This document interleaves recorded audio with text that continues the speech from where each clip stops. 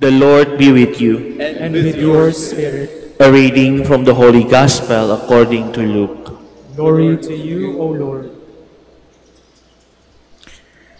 Jesus journeyed to the city called Nain, and his disciples and a large crowd accompanied him.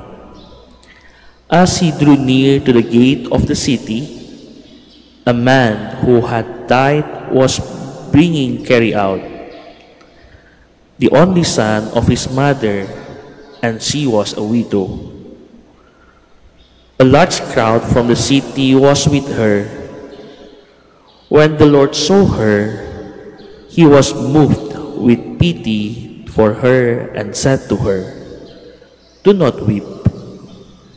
He stepped forward and touched the coffin. At this the bearer helped, and he said, "Young man, I tell you, arise." The dead man sat up and began to speak, and Jesus gave him to his mother. Fear seized them all, and they glorified God, exclaiming, "A great prophet has arisen in our midst, and God has visited his people." This report about him spread through the whole Judea and in all the surrounding region. Brothers and sisters, the Gospel of the Lord. Praise to you, Lord Jesus Christ. Please be seated.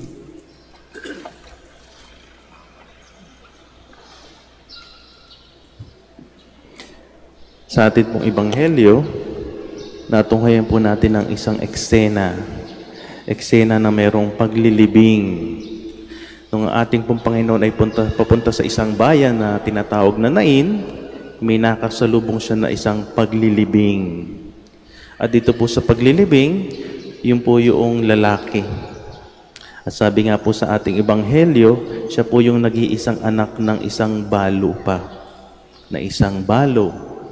At mga kapatid, sa panahon po ng ating Panginoon, yung mga balo po ay talagang mga kawawang tao. Dahil po sa panahon ng ating Panginoon, ang mga babae po ay hindi maaaring magkaroon ng ari-arian. Ganun po talaga yung kultura nila eh. Sa panahon po ng ating Panginoon, ang mga babae hindi pwede magkaroon ng ari-arian. Kaya po talagang pag ang isang babae ay nabalo, kawawa po siya. Dahil wala siyang ari-arian. Ang makukukup na lang po sa kanya, yung kanyang anak. O hindi man po, babalik siya sa kanyang pamilya o pamilya ng kanyang asawa. Kaya po ganito yung sitwasyon ng babae. Balo na siya, tapos namatay pa yung kanyang nag-iisang anak. At ito po yung nakita ng ating Panginoon. Alam niyo po, itong ebanghelyong to ay isang napaka-unique na eksena sa ating ebanghelyo. Dahil alam naman po natin, hindi po ba ang pangkaraniwan kapag mayroong mga problema yung mga tao, mayroong mga sakit, may sinasaniban ng masamang espiritu, may namatay, ano ang nangyayari? Lahat lumalapit sa Panginoon. Lahat tumatawag sa ating Panginoon. Pero dito po sa ating ebanghelyo, ito po yung mga isang rare case na hindi naman po lumapit yung balo. Pero dito natin makikita ang pag-ibig ng ating Panginoon. Move with pity. Kasi po sa ating buhay, hindi po ba? Pag tayo may problema, lagi naman po tayong tumatawag. Pero may pagkakataon po talaga na ang Panginoon na mismo ang lumalapit. Tulad po dito sa ating ebanghelyo. Siya na po mismo ang lumapit. Talagang nahabag po siya doon sa babae. Yung po ang isang dahilan kung ba siya nahabag doon sa isang babae. Dahil po sa panahon nila, ang mga balo, mas lalo na wala ng anak. Isa po sila sa mga pinakakawawang tao sa lipunan noong panahon ng ating Panginoong Hesukristo. Pero dito po sa ating ebanghelyo, isang magandang pagnilayan po ay kung meron nga po bang mga patay sa ating mahal sa buhay, katulad nung sa balo. Sa ating pong pamilya, meron ba tayong kasakasamang patay ang pananampalataya? Kailangang buhayin At alam niyo po, pag pinag-uusapan ng pananampalataya na isang tao, meron lang po akong dalawang basihan, simpleng basihan, kung talaga mang buhay na buhay ang kanyang pananampalataya o hindi. Yung medyo madali pong makita. Tingnan po natin sa ating mga pamilya, may mga kasama ba tayong patay? Tulad po ngayon. Ngayon ay hindi linggo, pero tayo andito nagsisimba. Pero sa ating pong buhay, buhay na buhay ba talaga ang ating pananampalataya? Dalawang simpleng basihan po. Yung una, kung tayo ba ay nagdarasal araw-araw. Sa atin bang buhay, tayo ay nagdarasal araw-araw. Kasi paano natin masasabi na buhay ang ating pananampalataya kung pagdarasal araw-araw hindi natin magawa? Hindi po ba? Kung sa araw-araw ng ating buhay, hindi natin makausap yung ating magulang na nasa langit, paano pa natin masasabi na yung ating pananampalataya ay buhay? Nako, sana hindi tayo kasama dito. Yung pangalawa po, sa ating bang buhay, tayo ay nagsisimba linggo-linggo. Nagsisimba linggo-linggo. Sabi ko nga po kanina, napakaganda ngayon, ordinaryong araw. Tayo ang nasa simbahan. Pero baka po kasi naandito tayo, dahil napasama lang tayo. Merong lakad, merong pilgrimage, tayo ay napadaan sa simbahan. Siguro napakagandang tanda nga ito. Kung tayo yung taong hindi na nagsisimba linggo-linggo, para tayo yung nasa eksena dito sa Ebanghelyo. Tayo ay nasa libing. Tayo ngayon ay nasa harapan ng ating Panginoon. Tayo ba yung nagdarasal araw-araw? Tayo ba yung nakakapagsimba linggo-linggo? Kung hindi po, dito sa ating Ebanghelyo, ang eksena natin, tayo yung lalaki. Lalaking patay. Patay ang pananampalataya. Pero napakaganda naman, dahil nakakasalubong natin ang ating Panginoon. Nakakasalubong natin ang ating Panginoon.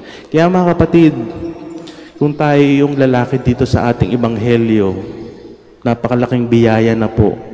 Isang wake-up call para sa atin.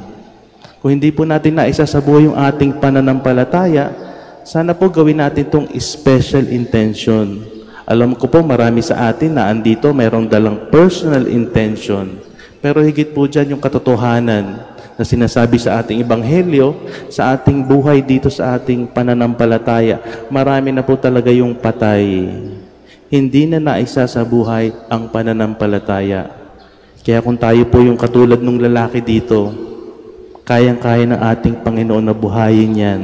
Kayang-kaya tayong buhayin ng ating Panginoon. Kaya sana po idagdag natin sa ating personal na intention. O gawin nating number 1 intention, mas lalo na sa banal na misang ito. Panginoon, hindi ko na naisa sa buhay ang aking pananampalataya. Bihira na ako magdasal, bihira na kitang maalaala, di na ako nakapagsimba linggo-linggo. Pero ngayon ako'y nasama. Malaking biyaya na ito, na ako'y mamulat sa katotohanan ng kalagayan ko, na yung aking buhay ay patay, buhay pananampalataya. Sana ako ay buhayin mo gaya nung lalaki sa Ebanghelyo. Pero kung tayo naman po, yung balo sa ating Ebanghelyo, sinasabuhay na natin yung pananampalataya natin, talagang tayo nagdarasal na araw-araw, sisimba linggo-linggo, huwag po sanang manatili ang biyayang ito sa atin. Gaya nga po ng sabi natin, baka sa ating pamilya, mayroong patay. Patay ang pananampalataya. Kung tayo po yung balo, tayo na po yung manalangin sa ating Panginoon. Nang sa gayon po yung biyayang tinatanggap natin, hindi manatili sa atin. Bagkus mas lalo na kung meron tayong mahal sa buhay, kapamilya, nalalayo na sa ating Panginoon, hindi na nagdarasal araw-araw, hindi na nakakapagsimba linggo-linggo, sila ay patay na. Tayo na mismo sana ang manalangin para sa kanila. Kaya mga kapatid, sa ating pong ebanghelyo, ito po yung pagnilayan sana natin. Yung pananampalataya ko ba ay buhay o patay? O hindi kaya sa aking mga kapamilya, sa aking mga mahal sa buhay, meron bang patay ang pananampalataya o hindi? Ito pong pinapaalala sa atin ang ebanghelyo. Ang kailangan lang po natin ay idulog natin tong panalangin na ito sa ating Panginoon. Sapagkat alam natin ang ating Panginoon ay napakamakapangyarihan. Sa ebanghelyo, yung patay, ililibing na, hinawakan lang ang kabaong na buhay. Kaya sa ating pananampalataya, kayang-kaya yan ng ating Panginoon. Kung nanlalamig man tayo, kung nalalayo na tayo sa Kanya, kung meron tayong kapamilya na ganyan ang sitwasyon, ang kailangan lang po natin ay idulog natin to sa ating Panginoon. Mas lalo na, andito po tayo sa dambana ng ating mahal na ina. Hingan din po natin ng tulong ating mahal na ina. Nang sa gayon po, sa mga taong patay ang pananampalataya, sa ating mga mahal sa buhay, mga kapamilya na lalalayo na, gawin po natin itong panalangin sa ating Panginoong Hesukristo, gayon din sa ating mahal na ina. Nang tulad sa ating ebanghelyo, sila ay muling mabuhay.